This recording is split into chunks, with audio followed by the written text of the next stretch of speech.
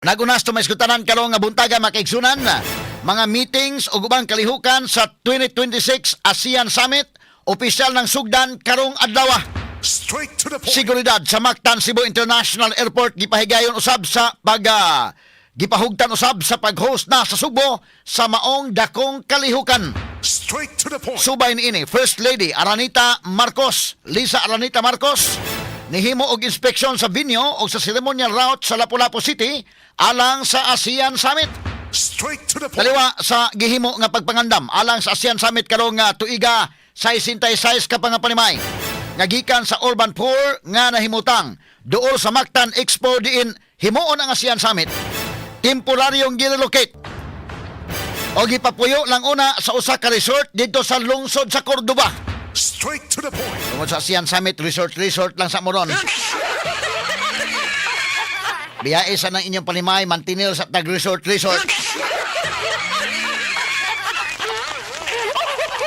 Medyo bakasyon ginagmay.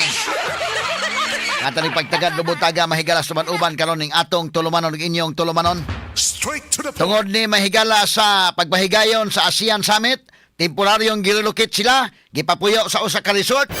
Pero ang ASEAN Summit mahuman mahigala sa Pizza 8, inig Pizza 9 balik na sab sa mga Pinoy-anan.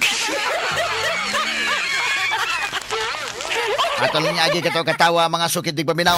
At least sa kabakasyon sa atong mga kaigsuunan dito ron. Atong hitagag pagtagad mga higala sa atong pabanuban karon ning atong tulumanon ning inyong tulumanon. Straight to the point. Staycation lang sa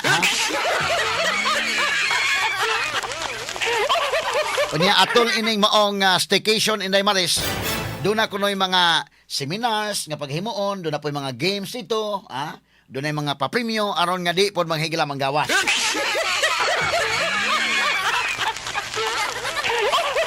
Yagi tanan ni kito katawa mga kaigalaan.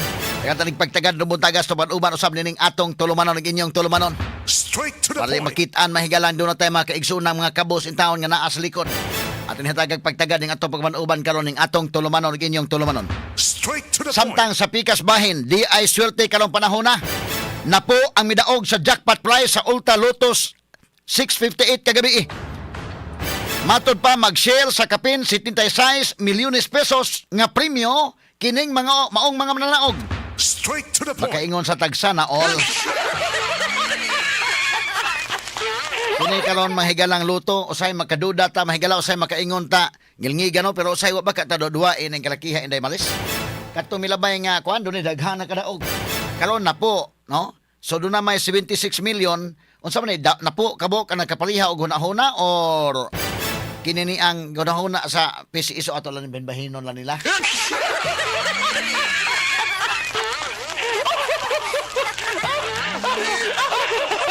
Kadari pagtagad lubutaga sa tubuan-uban usab nining atong tulumanon ug inyong tulumanon. Straight to the point. Samtang balita sa kauluhan na articles of impeachment batok kang Vice Presidente Sara Duterte giduso na ngadto sa plenary sa Kamara.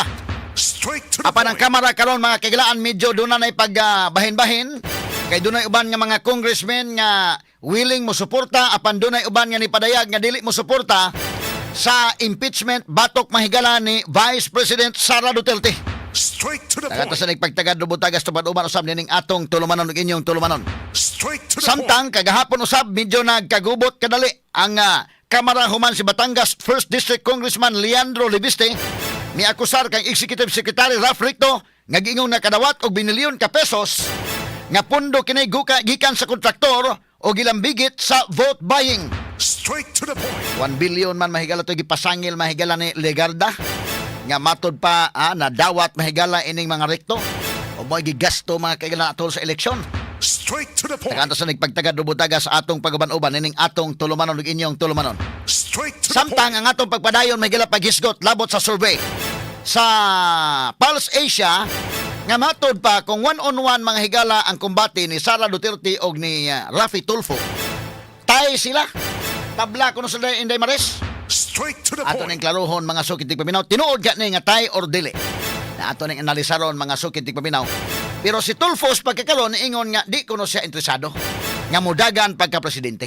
Straight to the Ato sa point. ning hatagag pagtagad lubutaga sa atong pagbanuban mahigalan ning atong tulumanon ug inyong tulumanon. Straight to the Samtang point. sa gawa sa nasod Operation Epic Fury sa Amerika nga gilusad batok sa ilan atong Pebrero, gitapos na. Apan US President Donald Trump wa pa mosalikway sa posibilidad nga mo resume kini sa ilang pagpangatake batok sa Iran kung gikinahanglan.